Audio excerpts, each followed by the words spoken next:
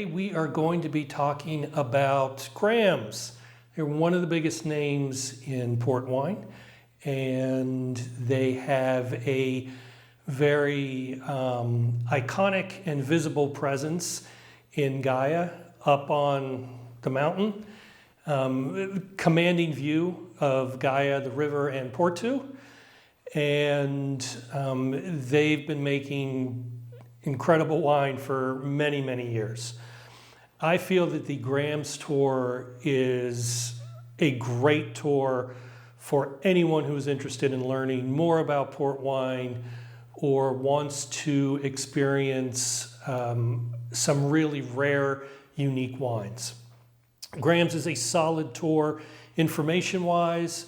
Couple caveats: they do require reservation, and which can be done completely online. You can book it and pay for it online, and then you can also make changes to those bookings, of course, when you arrive. The last time we went, my wife and I ended up booking us the same tasting, and afterwards was thinking like maybe we should have gotten different tastings so we could trade back and forth. And it was zero problems when we got there. They actually recommended I do like this grand tasting, and then I think we bought her like one glass of wine. So each person had purchased something, and then we both traded the wines back and forth.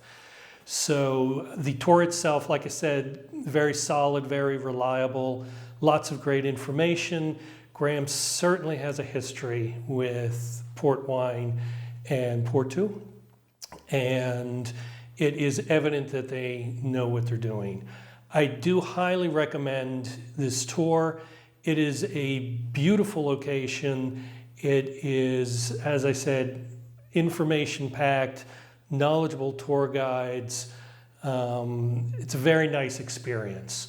You get to see not only the rows and rows of aging barrels and vats, but also a legitimate, vintage bottle aging area.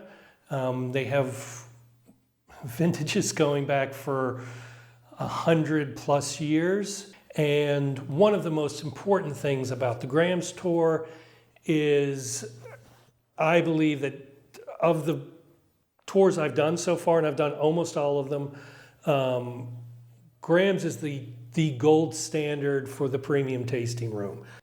So the short answer for this one is the tour of the Graham cellar is highly recommended. I think it's one of the better tours in Gaia. Again, you do need reservations.